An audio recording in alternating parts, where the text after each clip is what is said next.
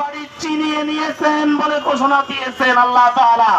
আল্লাহ বলেন আদিল্লাতু ওয়াল মাসকানা, আমি তাদের মান সম্মান এবং তাদের ঘর বাড়ি আমি চিনিয়ে নিয়েছি তাদের অবাধ্যতার কারণে। সম্মানিত মুসলমানরা, যদি আমরা সাময়িক দেখছি তারা ফিলিস্তিনকে শেষ করে দিচ্ছে, আসলে তা নয়, বরং তারা কিয়ামত পর্যন্ত কোন ভূমির মালিক হইতে পারবে না। এটি আল্লাহর ঘোষণা। কার ঘোষণা?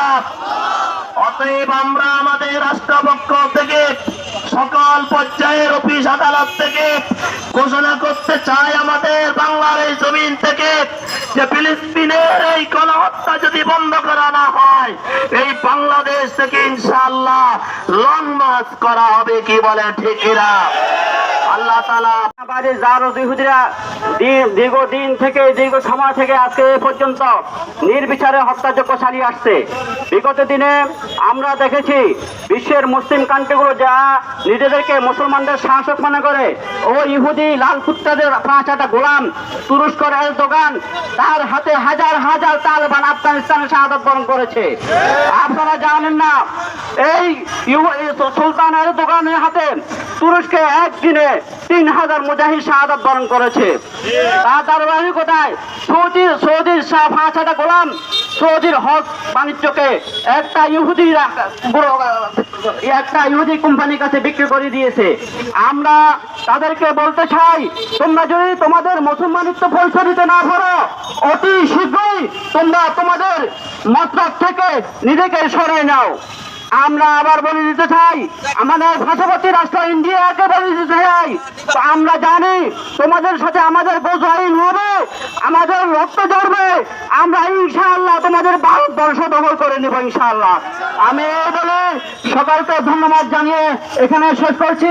আল্লাহ কোন বেশি সমাবেশ করতেছে আমাদের ফিলিস্তিনের ইসরায়েলি বাহিনী আমাদের শত শত হাজার হাজার লক্ষ আমাদের মা শিশু এবং বয়োবৃদ্ধ হত্যা করছে। আমাদের নবী সেখানে আল-আকসা মসজিদে নামাজ পড়ে, সেখান থেকে মেহরানি দিয়েছে এবং আমার নবী সেই আল-আকসা মসজিদ ধ্বংস করার ক্ষমতা ইহুদি বাহিনীর। আমাদেরকে সহায়তা করে আমরা লক্ষ জনতা মুসলমানদের মাধ্যমে আল-আকসা মসজিদ রক্ষা করার জন্য আমরা সেই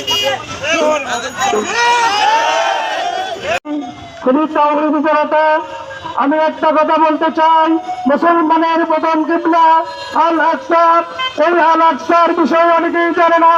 আল-আকসা, এখানে আমার নবী মুহাম্মদ রাসূলুল্লাহ সাল্লাল্লাহু আলাইহি ওয়াসাল্লাম মিরাজে যখন গিয়েছেন, পয়গম্বরদের দিয়ে এখানে উনি নামাজ পড়েছেন। ওইখানে ওই আল-আকসার পাথরগুলা সমুদ্রের তলদেশ থেকে জিনের মাধ্যমে এই পাথরগুলো উঠানো হয়েছে। প্রত্যেকটা পাথরের মধ্যে সূরা ইয়াসিন খোদাই করা ছিল।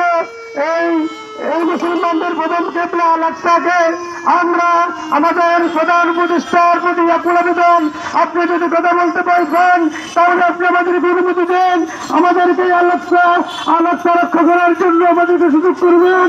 আমরা আমাদের বুকের তাজা রক্ত দিয়ে আমরা আমাদের আল-আকসাকে রক্ষা করবো ইনশাআল্লাহ। এই কথা বলে আল্লাহ না বক্তব্য শেষ করছি। ভাই, আমরা আমাদের বিসমিল্লাহির রহমানির রহিম। আজকে পারাক্রান্ত অনেক দুঃখ নিয়ে এখানে দাঁড়িয়েছি, যেহেতু আমাদের ফিলিস্তিনের মুসলমান ভাইদেরকে পশু পাখির মতো মেরে ফেলতেছে ইসরায়েলের কুকুর বাহিনী। যেভাবে মুসলমান আবার বৃদ্ধ বনিতা শিশু কিশোর কাউকে ছাড়তেছে না, ফিলিস্তিন মাটিতে তারা তুলির সাথে মিশাই দিতেছে। আজকের এই বাংলার জমিন থেকে আমরা এই ইসরায়েলি কুত্তাদের পরিণতি দেখার জন্য আল্লাহর কাছে ফরিয়াদ করতেছি। হে আরশের মালিক, তোমার কাছে ফরিয়াদ। আল্লাহ, ফিলিস্তিনের এই অসহায় লোকদেরকে তুমি সাহায্য করো। তুমি ছাড়া আমাদের কেউ নাই, তুমি ছাড়া আর কেউ নাই আমাদের আল্লাহ। তুমি রহমানুর রহিম, তোমার কাছে ফরিয়াদ, তুমি তাদেরকে রক্ষা করো। আমেরিকাকে ধ্বংস করে দাও, ইসরায়েলকে ধ্বংস করে দাও। এই ব্যক্ত করে সকলকে ধন্যবাদ জানিয়ে আজকের এই বিক্ষোভ মিছিল এখানে সমাপ্ত ঘোষণা করলাম। আসসালামু আলাইকুম ওয়া রাহমাতুল্লাহি ওয়া বারাকাতুহু।